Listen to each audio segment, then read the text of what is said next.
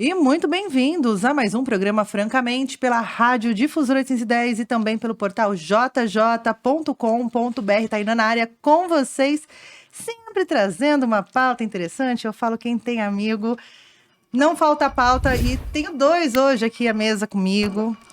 Ela, que está na correria do Outubro Rosa, a gente estava aqui nos bastidores falando desse marketing que se faz no Outubro Rosa e as pessoas esquecem da pauta principal, né?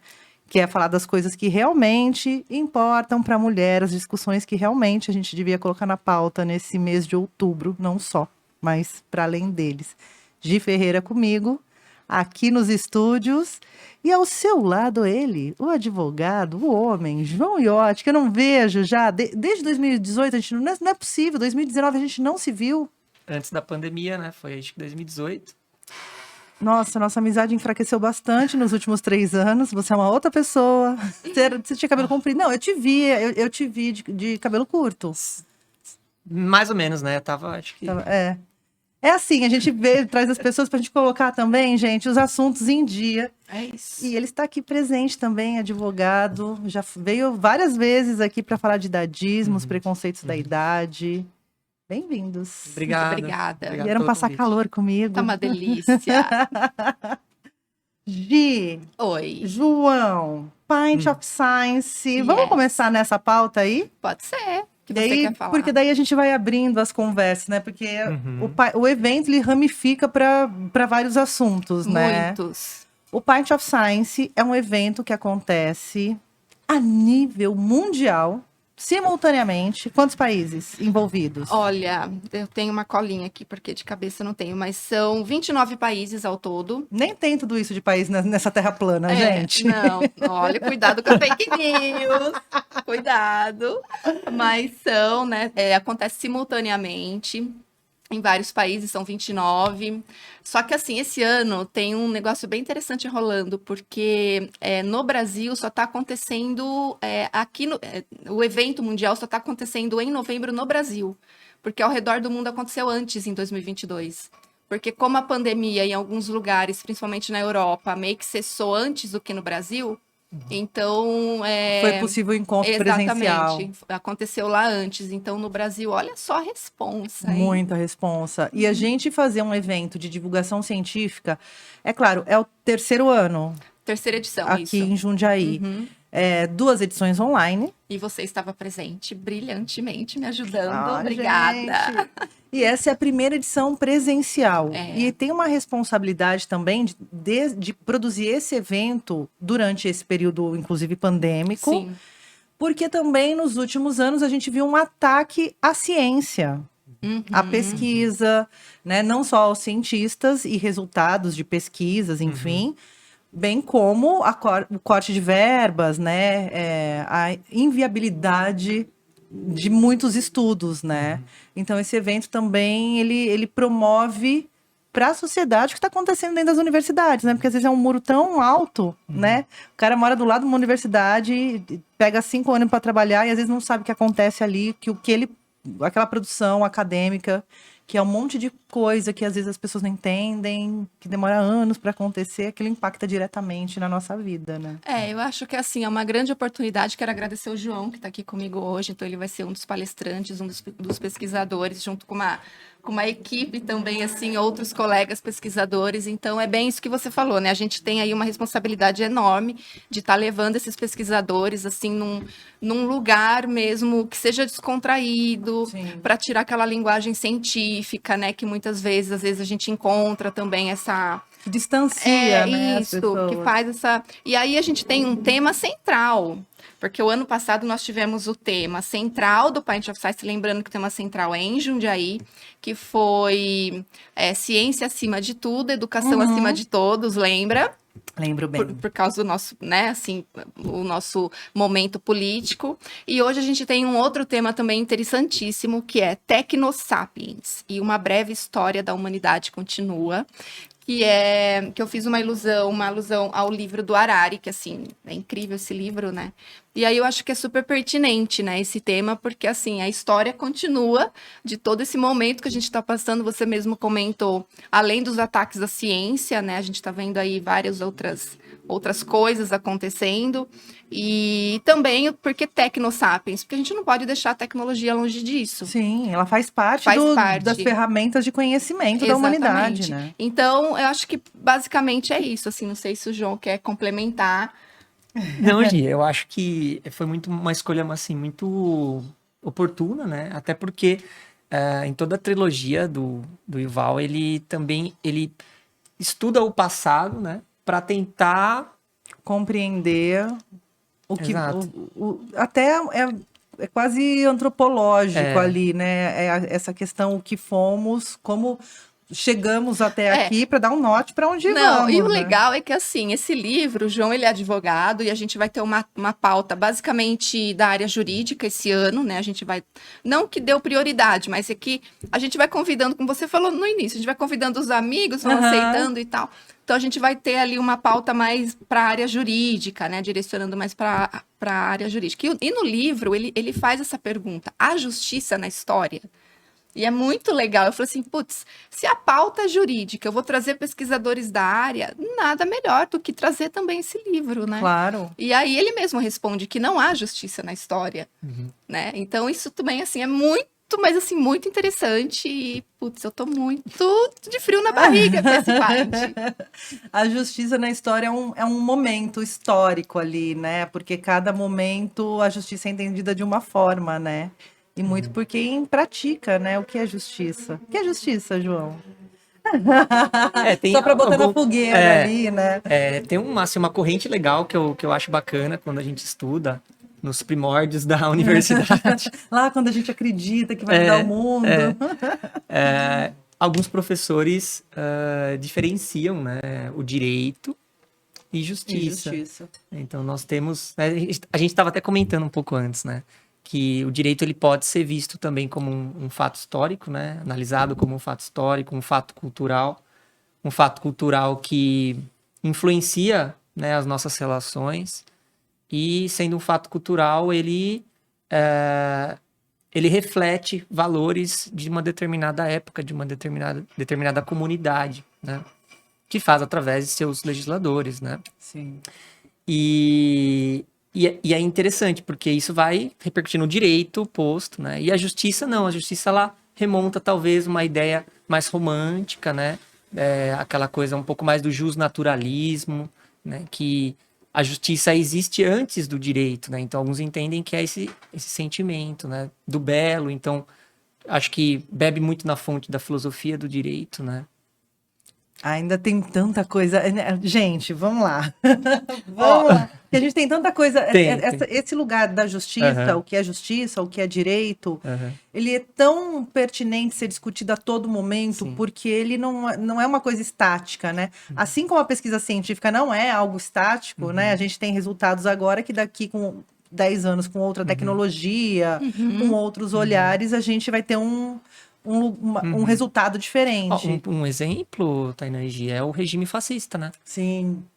Então, assim, eles estavam no direito. No direito. Estavam legítimos, mas não tinha justiça, né? Pelo menos olhando, né, da visão histórica, né, agora.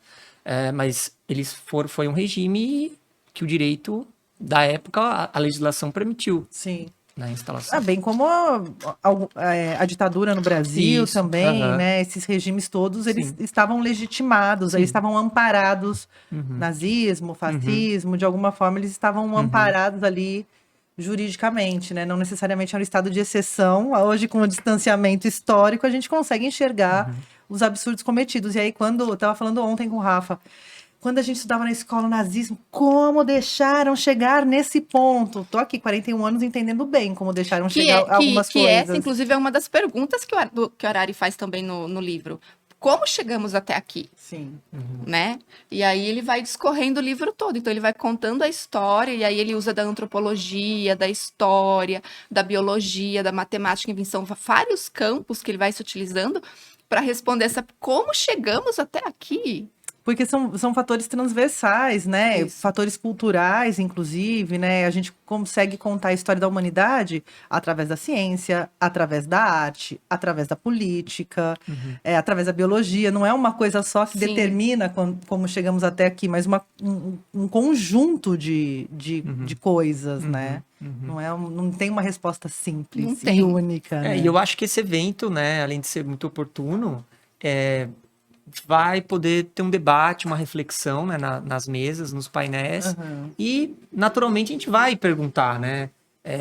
E como daqui para frente, o que a gente imagina, O né? que está nas nossas mãos daqui A para frente? sua mesa, inclusive, que ele vai compor, é assim, ó. É questão de tempo. Direitos humanos existem ou é só imaginação, João?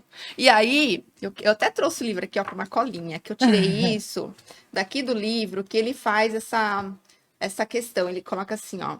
Se as pessoas percebessem que os direitos humanos só existem na imaginação, nossa sociedade não corre o risco de desmoronar. E aí, tipo, me veio a ideia desse título, né? Porque tem muita gente que ainda tem que não sabe o que são os direitos humanos, para que serve. Tem aquela ideia preconceituosa de que direitos humanos é só para bandido Sim. e tal. Então, a ideia, até estava conversando com o João, como montar essa mesa para estar esclarecendo isso para todo mundo, né? E aí ele compôs brilhantemente a mesa com outros temas, inclusive, que é a questão dos refugiados, né? O João acho que pode falar até melhor. A gente tentou trazer temas que estão, assim, atuais, né? Que a sociedade está falando muito. Então, a questão do refúgio, né? Até por conta da questão lá do aeroporto de Guarulhos, a gente percebeu que na mídia isso estava um pouco aquecido. E a gente falou, olha, vamos aproveitar, Sim, porque através disso a gente consegue expor múltiplas vulnerabilidades, a gente consegue inclusive discutir... vai ser uma pauta aqui no Francamente. Legal. Estou conversando com a Aline, que é uma muçulmana, e que ela tem ido ao aeroporto prestar um acolhimento a essas famílias na medida do que é possível, né? Porque as pessoas hoje elas falam de políticas de acolhimento de imigrantes, de refugiados, enfim. E muita gente é contra, né? A gente não tem que receber, levanta os muros. Hoje a gente tem esses discursos também acontecendo no país. Mas a gente tem que lembrar que os imigrantes italianos que chegaram ao Brasil foi uma política pública para receber pessoas numa Itália que não era unificada, que estavam passando fome, enfim. O que muda agora? Por que essas fronteiras mudam tanto, né? Com o caso da Venezuela foi a mesma coisa, né? Como a gente recebe essas pessoas. Então, quando refugiados brancos, europeus, são bem-vindos. Também tem esse recorte racial dentro dessa a estrutura. própria repercussão que deu, né, com a guerra, que deu de repercussão da Ucrânia e Rússia, assim, né? só que é uma questão que, se a gente parar para pensar, essa vamos dizer assim, saída do país por uma questão de ou grave violação de direitos humanos, ou a pessoa está sendo perseguida, já existe há, né? Muito tempo em vários países, né? A gente pega ali o continente africano, exato. a gente pega o Oriente Médio e a gente pega, mesmo na América do Sul, América Latina, em alguns momentos históricos, a gente teve essa próprio Brasil, né? Quantos refugiados brasileiros, quantos perseguidos brasileiros não e foram aí pra eu teve a impressão que deu foi que colocou-se um farol, né, nesse tema. Então nós vamos compor um painel nesse sentido. Estamos trazendo uma pesquisadora aqui, de Relações Internacionais, ela estuda toda essa questão de refúgio. Atualmente ela realiza trabalho, inclusive, com a Caritas lá de São Paulo, então ela vai conseguir trazer essa parte prática, né? E aí também teremos outras pessoas, eu vou tentar trazer a questão do envelhecimento, né? Que também perpassa na questão de toda migratória, refúgio, etc. E um pouquinho da questão do trabalho, né? Direitos humanos e trabalho e envelhecimento. Sim, que aliás os direitos humanos, a gente também teve esse combate aos direitos humanos, é uma coisa tão estúpida de se falar, né? Eu me escuto falando aqui, me sinto um imbecil. Mas a gente teve essa demonização... Criminalização de direitos humanos. Então leva o bandido para casa, como se direitos humanos tratasse apenas das questões relacionadas a crime, porque assim, a pessoa comete um crime, os direitos humanos, ele assegura que aquela pessoa tenha direito a um julgamento, basicamente, né? Teve a Marielle Franco, trabalhava muito com a questão dos direitos humanos, inclusive para famílias de policiais, né? Os policiais que morreram em confronto, tal, havia esse acolhimento. Então, os direitos humanos, eles são tão amplos que não dá para a gente resumir, né, nesse discurso raso de Twitter que direitos humanos é para humanos direitos, né? É uma pauta que abrange a todos, inclusive a nós, né? E isso é tão importante de ser falado, de ser conversado. Direitos humanos nas relações de trabalho, a gente está vendo a precarização do trabalhador, né? Há algum tempo já. Que virou esse termo uberização, né, do trabalho. E aí, entregadores de aplicativos morrendo nas ruas, né? O cara morreu e daí 2 meses depois o iFood mandou uma mensagem desligando o cara. Olá, você não está cumprindo. O cara estava morto. Né? Então, assim, as nossas estruturas de trabalho do Brasil, que nunca foram as mais favoráveis, né? Temos aí um histórico da escravidão das pessoas negras no país, nunca foi favorável e agora parece que melhorou um pouco, depois piorou, aí piorou bastante, né? E a gente está num caminho... Tava ruim, parece que piorou? Tava ruim, parece que piorou. E é uma pauta que a gente também tem que voltar a conversar, né? A gente vai tentar trazer... toda a questão também do recorte da pandemia, né? Sim. Como a pandemia escancarou essa vulnerabilidade de políticas públicas, né? Então, estávamos comentando também aqui no backstage. Estava aqui só tricotando antes, sabe? Como que ficou frágil, né? Mostrou a fragilidade. Então, a pandemia veio, sem avisar, escancarou problemas de saúde, problemas estruturais no mercado de trabalho. Né? Saúde mental, né? Muito, assim, problemas de saúde mental com relação ao trabalho mesmo. Lembrando né? que esse governo, ele recentemente, acho que foi em setembro, ele cortou verbas, inclusive para tratamento de pessoas com câncer e também para saúde mental, pessoas com Mas deficiência. a verba tá lá. Que as Então- pessoas não estão na cidadezinha que estão arrancando 14 mil dentes lá, Isso, né? Viu o orçamento secreto lá? Então, ele tirou a verba dessas políticas, que é Pra ir pro orçamento justamente para secreto. ir para o orçamento secreto, né? Então, quando a gente fala de políticas públicas, a gente tem que lembrar muito disso, né? Para onde estão indo esses investimentos ou não estão indo esses Sim. investimentos. E aí a gente também, quando a gente traz esses temas nesses eventos para a gente discutir, é para a gente refletir sobre isso, né, João? Para a gente não só discutir a importância do assunto e aí a gente refletir o assunto em si mesmo, mas também a gente pensar, poxa, mas se o problema existe, o que está sendo feito Sim. para que isso seja resolvido, né? E considerando que alguns defendem, né? Acho que a Deise Ventura da USP, ela defende que entraremos numa era pandêmica. Então, teremos outras pandemias. Sim. E o que a gente aprendeu com essa pandemia? Né? Nada. Absolutamente. Absolutamente Não, nada. alguma coisa a gente acha que aprendeu. Não, eu acho que nós aqui, talvez sim, mas o... Porque, assim, a minha esperança na pandemia era as pessoas vão se tornar pessoas melhores, mais colaborativas. No começo até tava, né? Aham. Todo mundo se ajudando, movimentos, né? mas depois... Não, a galera tava se tapeando por papel higiênico no supermercado. A gente É. teve esse momento, né, das pessoas irem até o mercado comprarem um monte de coisa. Depois, Um surto coletivo. O surto coletivo. Eu fui a pessoa do café e fubá pra fazer polenta. Nossa. Falei, bom, vamos viver, se acabar o mundo, sabe? Tem o café e polenta. Tem café e polenta e vai dar tudo certo. E vinho, né, gente? Porque eu não sou tonta. Mas, assim... a expectativa dessa pessoa aqui que sonha com um mundo melhor era que as pessoas fossem mais solidárias, mais empáticas. E também não foi isso o que a gente viu, né?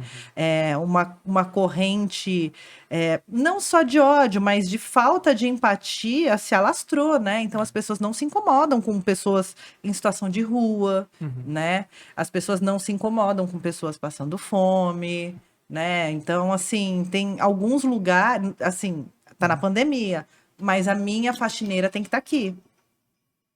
Né? Teve trabalhadores que não tiveram o privilégio de ficar em casa, ou condições mesmo, estrutura para a família inteira morar dentro da mesma casa, ficar, né, trancado, enfim. A própria educação, né? Eu sou da área da educação, a gente viu, escancarou. Na verdade, a gente já sabia, mas eu acho que o que escancarou foi para todo mundo, né? que eram, assim, exatamente isso que você está falando, tipo, famílias vivendo no mesmo cômodo, famílias de Sim. 5, 6 para mais pessoas e ainda, tipo, a educação online. Então, assim, como é que você vai fazer educação online para um local de periferia que não tem internet, onde um único celular é dividido com todas Com as todos da pessoas casa. da casa? Então, assim, é isso. E Sim. foi o que teve.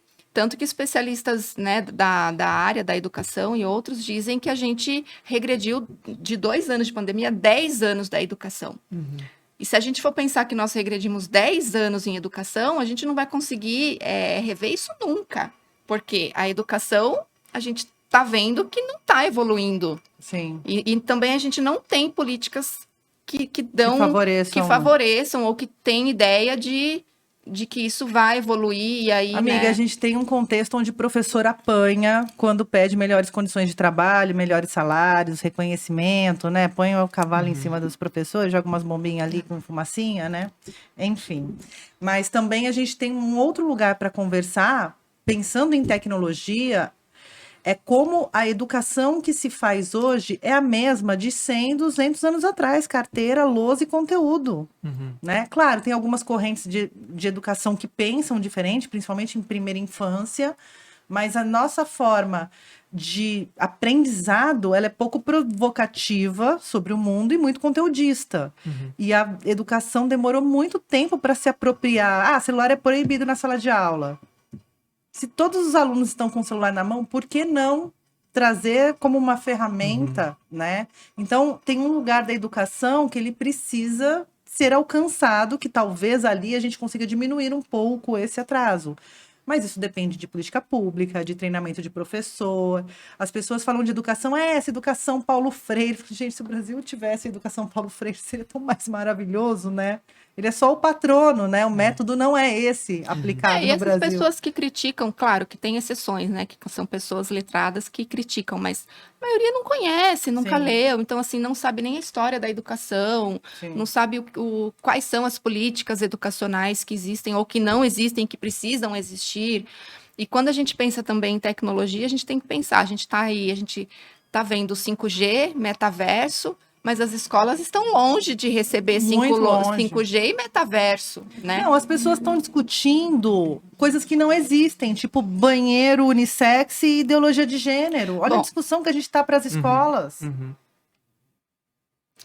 vou chorando.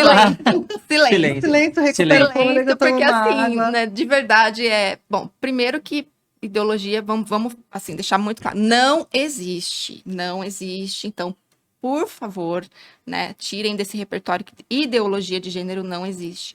Então, é uma pauta também que, assim, eu tenho esse trabalho de formação com professores, eu estou fazendo esse trabalho junto com a Sami Fortes, a gente vai nas escolas para formar, a gente dá uma formação em letramento de gênero, isso é muito importante, porque a gente não vai lá só falar das siglas, da sigla LGBTQIAP+, né? A gente vai lá para dar um letramento. E é assustador, né, o quanto de preconceito e discriminação a gente encontra dentro da escola, sendo que a escola existe para ser um ambiente acolhedor. Sim. A escola existe para ser um ambiente de escuta.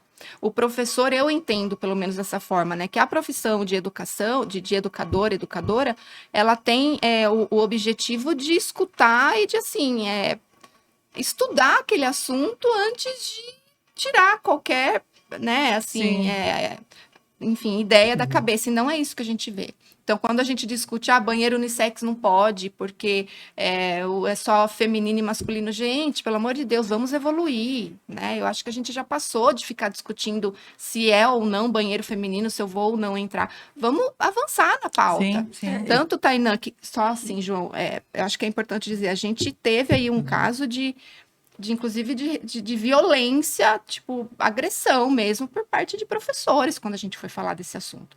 Então, a gente está vendo, assim, professores preconceituosos, discriminatórios, né, que tem essa discriminação, sendo agressivos dentro da escola. E como é que acolhe esses alunos? Sendo que é uma profissão que, tipo, né? Primordial ali, né? Não tem que agir dessa forma. Então, assim, é assustador e a gente...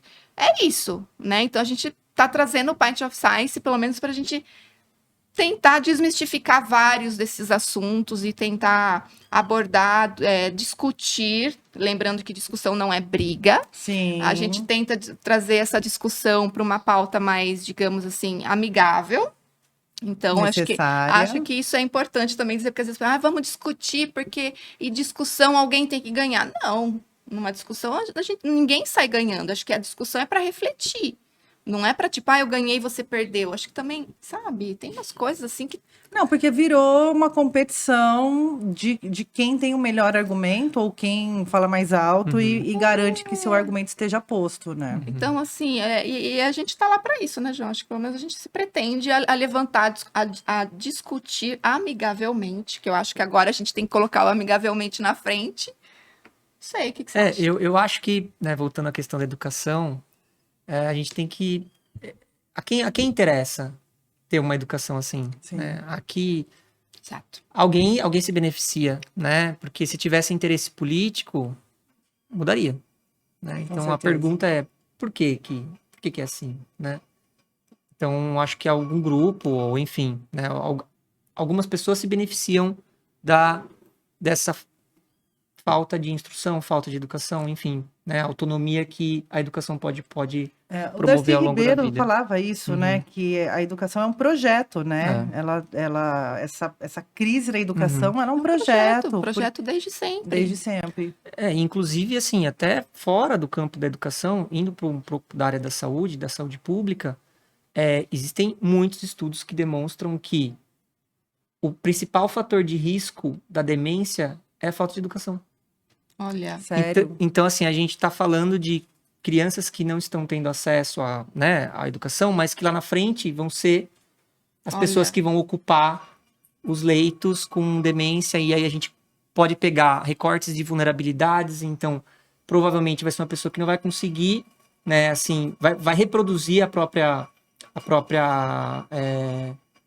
hipossuficiência, né, no sentido econômico, falta estrutura, vai depender do SUS, demência, então a gente tá reproduzindo a gente tá vendo a miséria. Que o SUS talvez não vai dar conta, porque se a gente tem já essa informação, Exato. Então acho que é para isso que a ciência serve. E aí a gente pensa no boom populacional, então a gente tá tendo, né? Enfim, então assim, é meio que uma bomba relógio social, assim. Por outro lado, Tainã e João, eu também gosto de falar assim, eu tenho ido visitar algumas escolas também pelo trabalho que eu desenvolvo de formação de professor nesse sentido, e tem, assim, primeiro que, assim, os espaços da educação da escola são incríveis, né? As escolas públicas são, assim, incríveis, com jardins enormes, assim, se todo aquele espaço fosse ocupado, tipo, para tudo, fazer uma horta orgânica, sei lá, fazer uma aula de laboratório, assim, os espaços são incríveis. E a gente tem as ETECs também. Sim. Eu fui em algumas, e assim, é lindo de ver, sabe? E tem muitas escolas fazendo trabalhos maravilhosos. E eu acho que isso também a gente peca em não divulgar esses trabalhos. Claro. A gente foca muito na falta e a gente também peca em divulgar esses trabalhos lindos de professores incríveis. De fazer a mídia positiva, assim, exatamente, né? de falar, olha, tem coisa boa acontecendo. Tem coisa boa. Olha esse exemplo aqui, é possível. Nós somos professores incríveis e a gente está desenvolvendo esse trabalho nas escolas, deu certo. Inclusive, na região de Jundiaí, a gente tem vários professores que ganharam prêmios. A gente tem a professora Nani. A Nani, que é minha amiga, que tem o maior orgulho dela, maravilhosa. Então, a gente tem trabalhos lindos feitos que a gente tem que divulgar. Por quê? Porque eu também vejo que está tendo uma criminalização da profissão do professor. Sim. É assim, é uns discursos que a gente vê na mídia que eu falo assim, gente, pelo amor de Deus. São professores, educadores. São professores falando de outros educadores, assim, infelizmente muito mal. E pessoas que, ou por desconhecerem o trabalho de um profissional da educação, também falando de absurdos. Então, a gente tem que já agir contra isso, porque senão a gente... E aí é o que acontece, né? O que eu acho que um dos objetivos do PAINT, Tainã, porque o reflexo disso é a criminalização ou tirar a credibilidade da ciência. Sem dúvida. Da ciência social, porque, né? Então, assim, conversando com a Gi, a gente pensou nisso. Vamos fazer essa, pelo menos esse primeiro painel, né? De cientistas sociais. Porque tem essa... Ah, mas como assim, né? Pra que serve Da onde que vem os isso, dados, né? né? Sim. Será que tem... São confiáveis? São confiáveis. Então, assim, e é um reflexo disso, né, que a gente tá comentando, da própria educação, porque se a educação não tem a credibilidade, a ciência vai ter, né?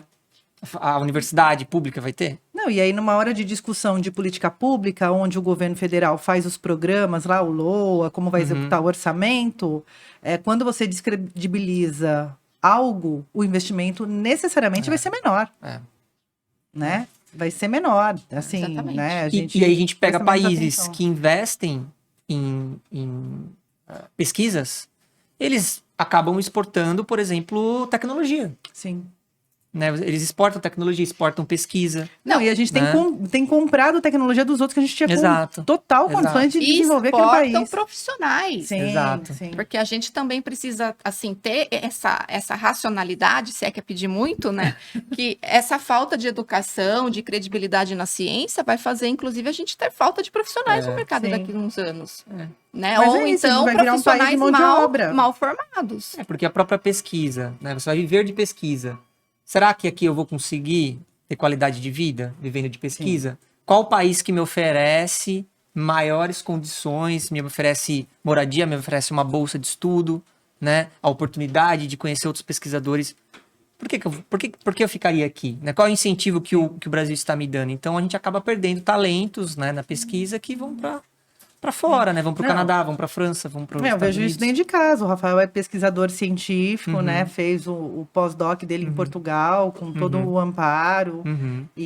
Mas estudar lógica, inteligência artificial, não é muito uma pauta dos investimentos aqui no Brasil. Uhum. Esses investimentos acontecem em outros países que estão anos-luz à frente Aham. em termos de pesquisa Aham. e de aplicação, Uhum. né? No mercado, porque também Colocar em prática. colocar em prática, né? Porque eu acho que tem isso também. A academia, ela nos mostra possibilidades sociais ali, seja na saúde, seja na educação, enfim. Mas ela vai pautando algumas coisas com todos esses recursos de dados, né? De esse caminho, esse método, né? Validado dentro da academia, ele nos dá segurança que aquilo, Isso. né? Pode acontecer na sociedade no dia a dia, né? A gente viu aí o caso da vacina, é um exemplo muito pequenininho, né? E nunca se discutiu vacina, né? E aí a polio volta para a cena, né? E essa discussão da polio não estaria acontecendo se a gente não tivesse essa pauta antivacina, né? Anticiência. Anticiência. Que acarreta um monte de coisa, né? Exatamente. Hoje a gente tem pesquisador de IBGE apanhando, gente. Né? Padre apanhando por defender ali o fim da fome, enfim, a gente chegou num lugar de barbárie que eu não esperava que escalasse tão rápido. Ele estava ali existindo, mas o pessoal todo resolveu sair do esgoto, né? E perdeu a vergonha de ser canalha, né?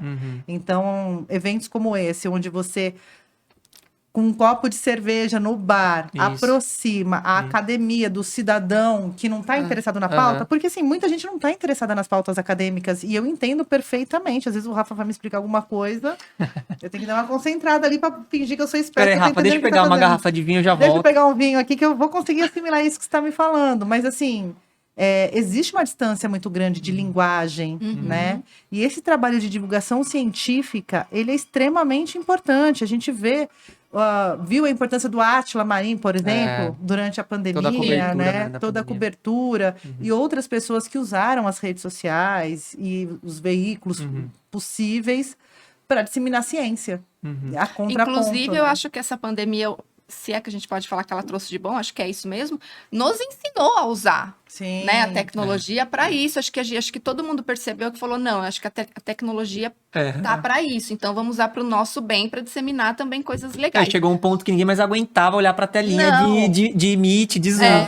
Não aguentava Não mais. aguentava eu virei a mais. rainha do Zoom, gente. Eu quase tatuei Zoom. Não, inclusive o nosso primeiro pint, você lembra? O BO que deu, a gente não Vocês sabia fizeram como... através do Zoom? Sim, não sei a se gente foi... fez pelo streaming. StreamYard. StreamYard. Mano, e tipo assim, não rolava, a internet era ruim. Surra de cinta, assim, a gente tomou. Surra. Eu tava aqui, e aí a gente fez pela página da Da Pepe. Pepe. Foi assim, inclusive eu preciso pegar esses vídeos e, tipo, meio que editar, porque eles estão péssimos, assim, Aí não entrava, não entrava, me dá vergonha, assim, mas foi uma experiência. Sim, E claro. a gente tava lá falando de ciência, Não, né? e com as ferramentas que a gente tinha. Sim. Porque, assim, vamos combinar que a galera aprendeu a usar Zoom e foi atrás de uma câmera agora na pandemia. É. Porque, né, desde a época do ICQ... Nossa, isso aqui. Desde a época do... Desde a época do... Você é da época disso aqui também? Não sei se eu sou, devo ser. É, Ah, deve não quero ser. falar da minha idade, não. Então Ah lá, tá bom. Mas a gente, qual que Ainda era o diz, né? outro? MSN também, Isso. que depois abria a câmera, né? Que a gente tinha aquelas câmerazinhas ruins e tal. A gente teve que resgatar essa pessoa que viveu na internet de escada e trazer para um 2020, 2021 online, né? Então teve esse momento. Uma das coisas que acarretam e que foi uma pauta muito grande e necessária na pandemia foi a questão da saúde mental, né? Saúde mental dos trabalhadores, das famílias, porque ficar confinado em alguma instância, perder as relações sociais, nos traz outros gatilhos, né? Eu vi pessoas que não se reconheciam fora do trabalho. Quem eu sou quando eu não estou trabalhando? Posso fazer um recorte, aproveitando o gancho? Agora. O dado do Disque 100, né? O Disque 100 é para quem acho que, né, não teve acesso, mas é um canal de denúncia Sim. de direitos humanos. Então, Abuso, qualquer violência. pessoa, meu vizinho, você desconfiou, né? Disque 100. Disque 100, anônimo, não vai ter problema. Pessoa idosa, criança, mulher, tudo, tá? Aumentou a violência contra a pessoa idosa na pandemia. Aí a primeira conclusão que se tira, né, por uma questão lógica, é, bom, a violência, no que se refere à pessoa idosa, acontece normalmente pelo filho, pela filha, pelos familiares, no seio familiar. Então, com o isolamento, os agressores estavam mais em contato. Sim. Então, teve mais violência, teve mais denúncia. Mas aí depois começaram a buscar dados e fazer pesquisas de campo e levantaram uma hipótese que, na verdade, não é que teve mais violência, é que os vizinhos começaram a perceber que ali tinha violência. E denunciar. E denúncia porque eles ficavam em casa. Sim. Sim. O abuso infantil também, isso também o número de Pois é. denúncias aumentou bastante, assim, né? Então, assim, a pandemia, né, todo mundo percebeu que tinha vizinho, alguns descobriram que estavam casados na pandemia. E alguns descobriram que estavam separados. Estavam já separados. E morava numa casa que aquela família não era mais dele, porque a pessoa já tinha outra família. São vários Recortes casos. da pandemia. Recortes da pandemia. Crônicas da pandemia. Crônicas da pandemia. Olha, dá um bom... um bom livro. Dá um bom livro. uma boa série. Mas aí a gente tem todo esse contexto pandêmico do ser humano ter que olhar para si e, eventualmente, olhar para o lado ali, né? Essa convivência também muda muito dos comportamentos, porque a gente não perdeu o contato social, a gente perdeu o contato físico. E aí também vem um lugar de como é importante que as pessoas estejam em contato umas com as outras, porque na internet eu vou lá no teu post e falo lulista, abortista, não sei o quê, comunista, se eu te encontrar vou dar um tiro na sua cara. Pessoalmente, eu vou colocar um lugar aqui também que é horrível, porque pessoalmente as pessoas estão atirando na cara. Mas pessoalmente essa violência é menor quando você está diante do outro ser humano, né? Inibe um pouco, né? Inibe um pouco. Ela não é tão forte como é na internet. Então, esse tempo que a gente ficou se relacionando pela internet também, eu acho que aflorou essas violências que hoje a pessoa sai na rua e ela não tem pudor nenhum de atirar. Né? Não tem vergonha de ser violenta, né?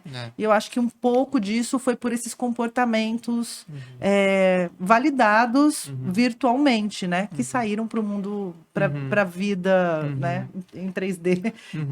Enfim, então eu acho que esse lugar também é um lugar que cabe aí a gente conversar, porque a gente está falando necessariamente de saúde mental. A violência está ligada com a saúde mental das pessoas, né? E as pessoas voltaram a trabalhar, voltaram a conviver em sociedade. Né? E aí, de novo, a gente entra no tema. Quais as políticas públicas que a gente tem para a saúde mental? Sim. Né? Assim, a gente tem instituições públicas incríveis Mas a gente sabe que nem sempre elas funcionam como deveriam funcionar, Aham. né? Então a gente tem o CAPS, a gente tem outras. Só que é isso, né? Tipo, na prática mesmo, elas não são tão assim, legais assim como deveriam ser, mas não porque elas não são. Elas são. Mas justamente porque falta de pessoal, Uhum. Falta né? de treinamento. Falta de treinamento, falta de um fluxo ali de estrutura de trabalho, né? Então, tudo isso é política pública, que quando a Sim. gente vai procurar, não acha, Uhum. né? Então, E aí, eu acho que vai ter um painel também do Paint que vai tratar falar sobre né? Saúde mental. então, aí é que entra a segunda mesa, que também, assim, eu tô apaixonada por essa mesa, que é Tecnosapiens, qual é a história da humanidade? Ela traz dois temas, assim, bem antagônicos mesmo, e eu diria até que são dois temas tabus, que é o suicídio e o homicídio. E aqui eu vou ler que é para eu não errar, né? Porque senão vai ficar.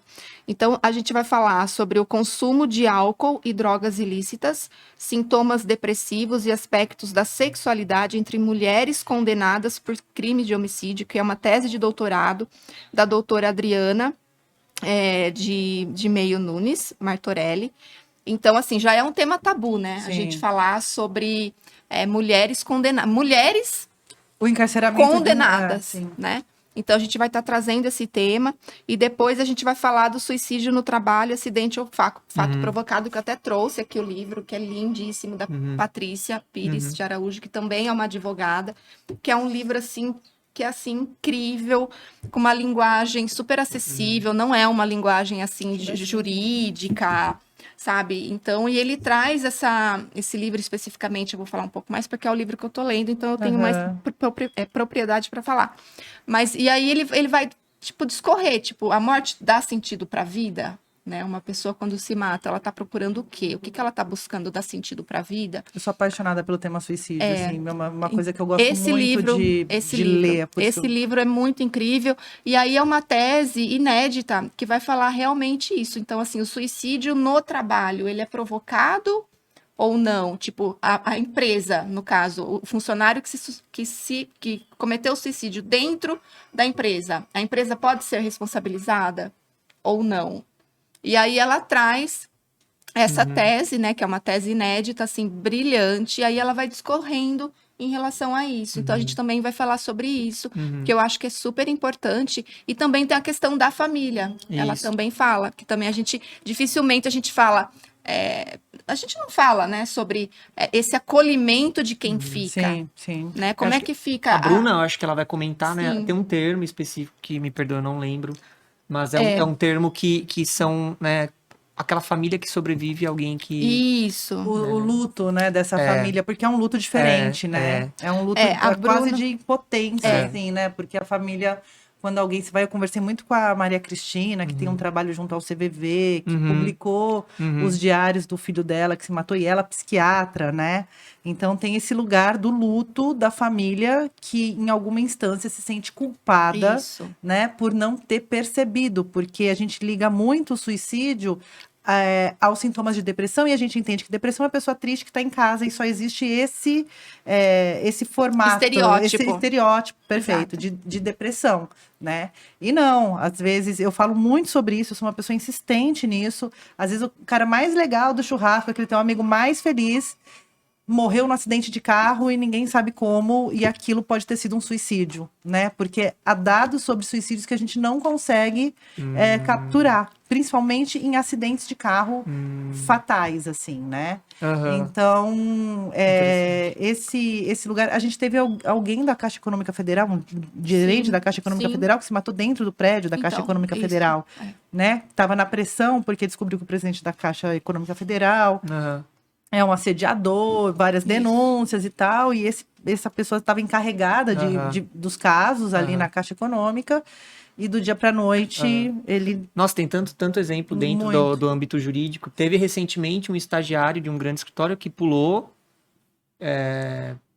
do prédio, sobreviveu, mas claramente ele estava, né, atentando contra a sua vida.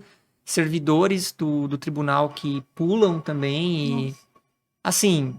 Isso tá, né, assim, é uma coisa que a gente fica sabendo, mas também não, acho que por uma questão... divulga, né? Até bem em respeito à família, Isso. né? mas né, que vem conversando com o livro, né? Sim. Que ponto que eu acho que o trabalho influencia... E aí ela vai discorrendo também, assim, o Bourdieu, a questão do assédio moral, Sim, né? sim. Que também ela fala muito sobre isso, assim. Então, assim, é um livro que eu super indico, é brilhante, assim, até pra gente ter uma noção mesmo de como tá a nossa saúde mental Sim. dentro do o trabalho, né? assédio, né? O assédio, e Uhum. então aí E isso... com o trabalho digital também, né? Porque a gente está Exato. falando de estruturas onde você tem um prédio, onde você tem uma estrutura ali. Mas o Bourdieu, por exemplo, a gente viu bastante gente falando sobre isso na pandemia.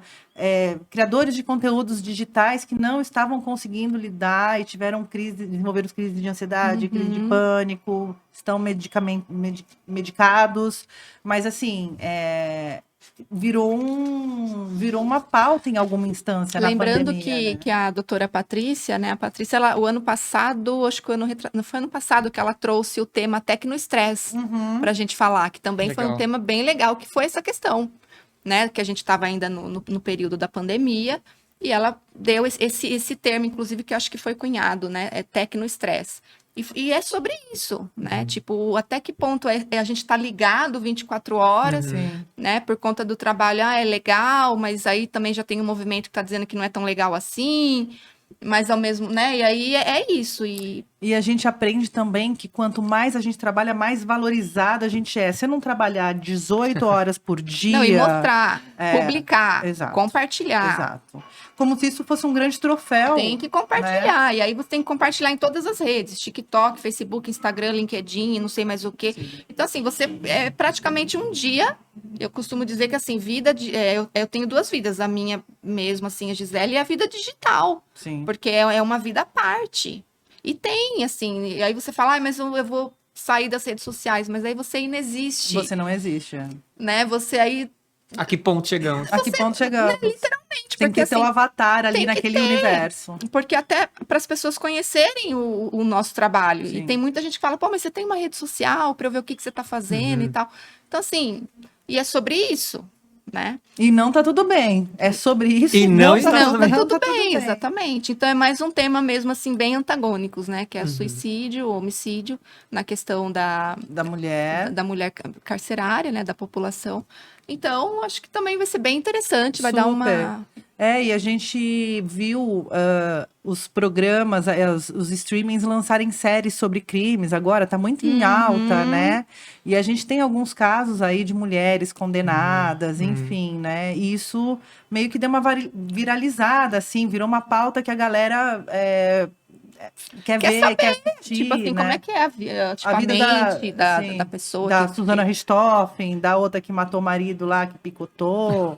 Assim, que, inclusive, pelo menos é uma análise minha, pessoal minha, que eu acho que romantizou demais.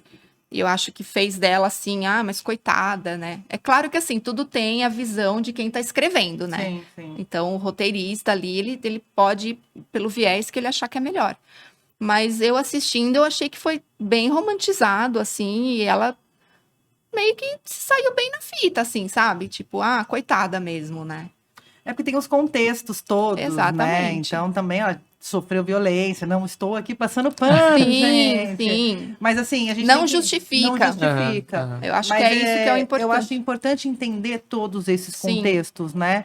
Porque daí a gente já cuida das questões na infância já, dos abusos, de como isso é tratado, de como isso é cuidado ao longo da vida de uma mulher, por exemplo, né? E detalhe, Tainá e João, e de novo, a falta de políticas públicas é o que dá nisso tudo que a gente está falando aqui. Sim. Porque quando, por exemplo, uma mulher, ela sofre violência doméstica, ela vai procurar acolhimento ou até, assim, né, a questão jurídica, e não encontra... O que sobra? Né? Mais violência. Então, assim, ou ela aceita, ou então ela... Então, tudo cai em políticas públicas. Sim.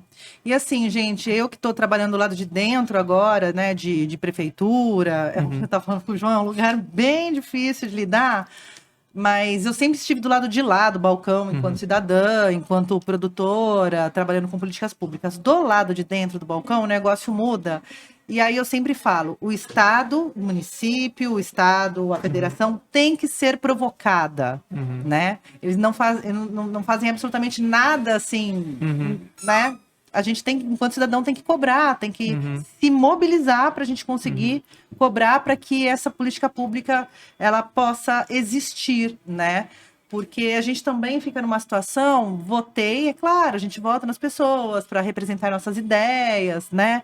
Pensando que aquelas nossas ideias serão ali transformadas em políticas públicas, mas o nosso voto não acaba ali, né? Nosso direito social, ele não acaba ali no voto quando você elege as pessoas. Você tem que acompanhar o orçamento, tem portais de transparência para você ver onde estão os programas. Confiáveis. O portal da transparência é um lugar confiável porque está ali, né? Os gastos do governo, os programas de governo.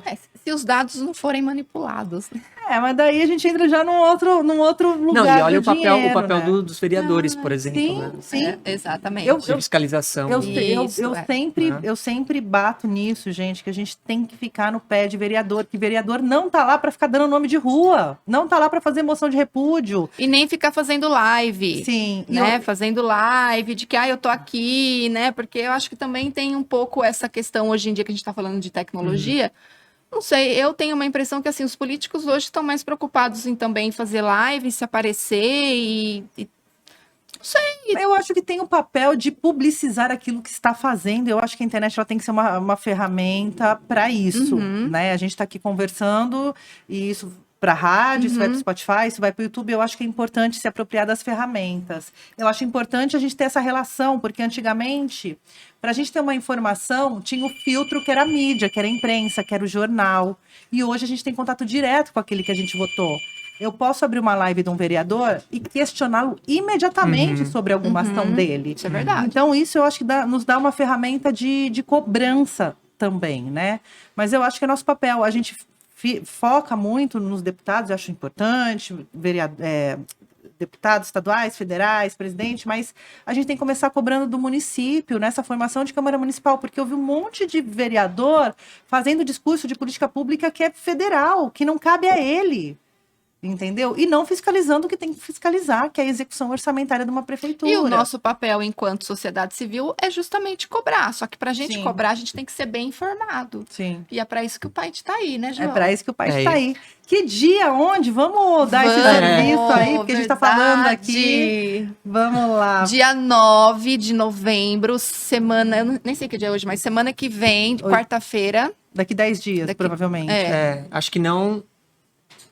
Não essa quarta, A próxima. próxima. Isso. Dia 9, quarta-feira, vai ser no The Beer Market. Então, assim, eu não conhecia também o bar e ele super aceitou. Então, Endereço. Tá aí com ele? Vamos lá. Não, e é um bar incrível. Um bar incrível, com várias cervejas legais. É premiado, assim. né? Assim, É premiado. Acho que ele é premiadas. sommelier, né? Ele é sommelier. Então, é na Avenida Pedro Soares de Camargo, número 35, aqui em Jundiaí. Fica ali próximo ao... Corpo de Bombeiros Rua do ali, né? Retiro. Isso, ali. Então, super fácil acesso, o bar, assim, é incrível, bem legal. E vai ser no dia 9, a partir das 7, então já começa a chegar às 7, a gente vai começar ali umas 7h30. E aí vai ser... tem um negócio que eu preciso dizer, que vai ter pesquisador tocando. Teremos será show, que é? teremos show. Vamos ter uma banda também de pesquisadores. Então, olha que legal, para desmistificar essa ideia de que pesquisador é aquele cara que fica só, né, na frente do livro, que tal. Os tubos de ensaio, fala pesquisador, vê tubo de ensaio. Tubo de ensaio. Não, então a gente vai trocar o tubo de ensaio por uma guitarra, bateria. Então vai ser bem legal, né, João? Quer falar da banda? Eu até dei um nome pra banda, mas eu não posso falar. Não, é isso. Eu acho que vai ser uma surpresa, né? Vamos ver quem que vai ser a banda, né? Não está formada a banda ainda. Não, tá formada. Já tem guitarrista, vocalista, repertório. Tem. Tem? Tem. Ele fica tímido. É que assim, eu fico super empolgada nas ideias, né? E aí eu viajo, e aí ele foi uma ideia que a gente teve, porque também a gente vai estar num ambiente, né, informal, né? E é um jeito também de interagir, né? Então a gente vai tentar levar música, tentar levar arte, né? Tudo junto. Tudo Então, olha só, junto. cultura, ciência, Ciência, música, arte, cerveja. então assim, E muita gente descontra- legal gente também, que é legal. importante. Então, acho que isso vai ser, então, de novo, no dia 9 de novembro, daqui 10 dias, quarta-feira. Cheguem no horário, gente. É importante vocês chegarem lá às 7h30. pra gente Garantir o começar no lugar horário. e tal. Então, Porque eu acho que a gente vai montar, né, uma mesa, né, Aham. de debates, então, em respeito também às pessoas que estão vindo de outras cidades, né, Claro. elas não vão poder ficar até tarde, então a gente vai ter que começar no cedo. horário mesmo para respeitar, né, é isso, porque a gente vai ter pesquisador que vai vir de São Paulo, Isso. de Cabreúva, então Legal. eles também precisam. Mas enfim, eu tô super empolgada. E depois vai estar tudo também gravadinho, o Movi 8 estará lá, Ah, captando era isso essas que eu queria imagens. Ah lá, saber. já cobra na cara, Já, assim, ó. era A isso que eu queria pessoa saber, já já tá, olha, evidências ao vivo de que ó, a Movie 8 vai estar lá. estaremos. Então, Eu não que perdi bom. nenhum até agora, por que eu vou perder esse, verdade, gente? Tainã, olha, tem, se não não fosse tem você, esse. o Pint, não existiria. É só porque eu bebo, a ciência eu não me importo muito, mas a bebida, mentira. Se você, assim como eu, tá mais preocupado com a cerveja que com a mentira, gente. Eu tô aqui nessa Não, mas nessa olha, quem não militância conhece o evento, então aqui nós fazemos, né, o convite, vocês vão adorar. Então, assim, a É gente bem vai. legal. É bem legal. Vai ser essa aproximação entre pesquisador, sociedade civil, a galera que tá lá, que tipo, mas ciência, como assim? Eu vou falar de homicídio, suicídio, eu vou falar de, né, de migração, de refugiado, Direitos humanos, direitos trabalho. humanos dentro do bar. Como é que é isso? Então, Mas isso a gente já faz, só que a gente faz, a gente discute essas coisas no boteco, que a gente chama de papo de boteco, mas tem embasamento científico, é tudo Exato. do achismo, entendeu? Então, assim, eu acho que cabe esse lugar dessas conversas no bar, porque quando a gente vai pro bar, essas são as pautas também, não, e né? assim, vai ser a primeira vez em Jundiaí presencial. Presencial. Então, Vamos prestigiar, gente. Então a gente tem assim uma responsabilidade bem grande de lotar assim o bar, então vai ser Sim. bem legal, assim, eu tô bem confiante, eu tô muito animada. Bom, eu viajo, né? Eu já Sim. fico imaginando gente na rua, tipo assim, pedindo para entrar, pelo amor de Deus, eu vim aqui, não consegui Eu quero entrar. divulgar minha pesquisa. Eu quero divulgar minha pesquisa. E depois de tudo ela chora ainda, porque eu conheço bem Eu essa choro. mulher. Nossa, Chora de- tem no vídeo- final do evento, Tem, no final do tem evento. vídeo meu chorando. Se não que chorar, vergonha. não é o pai de Jundiaí. Verdade, tem vídeo meu, tem evidência, Tenho evidência, tenho prova. tem provas concretas de que eu tô chorando lá no Pint do ano passado, do outro também, porque Mas foi é porque lindo. foi lindo e um Foi desgaste também para É. conseguir fazer, para É. conseguir colocar o evento de pé, né? Não, e assim, a gente vai estar levando o nome da cidade num evento mundial, que eu acho Mundial. que isso é importante dizer também, Sim. né? A gente vai estar ali Jundiaí no polo mundial mesmo da educação, da ciência, a gente vai estar levando os nomes dos pesquisadores também para esse polo científico mundial. Então, acho que isso tem que ser valorizado, né? Claro, com certeza. Também porque Jundiaí tem um polo educacional muito incrível. Então, a gente tem a Faculdade de Medicina, a gente tem a ISEF, a gente tem as outras faculdades, a Tem Unianchieta, Anchieta, né, que é tradicional, né? a Unianchieta, né? Então, a gente tem a FATEC, a Unip, enfim. Então, é isso. A gente já está num polo educacional e científico Não, muito e falar grande. para esses alunos que estão em sala de aula que a educação pode ser um caminho profissional. Você Aham. pode seguir a tua Sim. vida, né, dentro da É um pesquisa caminho científica. possível. É. É um caminho possível. E voltará a ser, não é mesmo, É isso gente? aí. Muito bem. Gente, obrigada, adorei tê-los Tainã. aqui. Foi muito legal. Dia Muito 9 bom, estamos muito bom. juntos. Dia 9 às 7 horas. 7h30. The Beer Market. The Beer Market. Chega às 7 horas, The Beer Market. Já vai pegando um em Jundiaí. aperitivo, Isso. Já né? se acomoda. Isso. É isso aí. Leve a família, cachorro, papagaio. Todo mundo. Vai ser bem legal. E é isso, gente. Obrigada Obrigada. demais. Nos vemos dia 9 no Pint of Science Jundiaí. Agradeço aqui a Gi, Eu que Gi agradeço. Ferreira, Obrigada. João Iotti, João Paulo, JP. Obrigado. João Iotti aqui comigo. Deixa eu só fazer um agradecimento a todos os pesquisadores que vão estar lá, porque assim, todos aceitaram, tipo, logo na primeira. A Sinergia Orgânico, que é o nosso patrocinador, então, assim, bem legal. E a todos os parceiros também, né? Cais. O Cais Jundiaí, que nossa parceiraço, então, que assim, no qual eu também desenvolvo um trabalho voluntário que eu amo de paixão. E, enfim, todos os outros parceiros, que agora eu não lembro de cabeça, se eu esquecer um, vai ser ruim pra mim. A OAB, que A já OAB, entrou. né? Olha lá, tá Bem, vendo? tá Olha, eu tô vendo? nervosa, desculpa. A OAB, que também vai dar todo esse apoio institucional pra gente, que eu acho que é muito importante a gente ter, né, esse apoio, uma vez que a gente tá trazendo essa pauta mesmo mais jurídica, né? Sim. Mas eu vou deixar todos os patrocinadores aqui na caixa do Isso. texto do YouTube para você que está Isso. pela Rádio Difusora. Faça favor de ir ao evento também. Vá às redes sociais do Francamente, vai lá curtir. E vai poder fazer perguntinha depois. Ah, muito bem. Lá no dia No do evento? No evento. Olha, isso aí não tava na... Ah, então Aí o cachê é mais caro. Galera, Pint of Science Jundiaí 2022 chegando dia 9/11, a partir de chega lá 7 Beer Market e vai ter muita cerveja, muita ciência, muita conversa aqui E em música. Jundiaí. E música aqui em Jundiaí para Isso você. aí. Eu vou ficando por aqui. Fiquem bem, bebam água e tchau. Beijo. Tchau. Valeu, obrigado. Francamente, com Tainan Franco.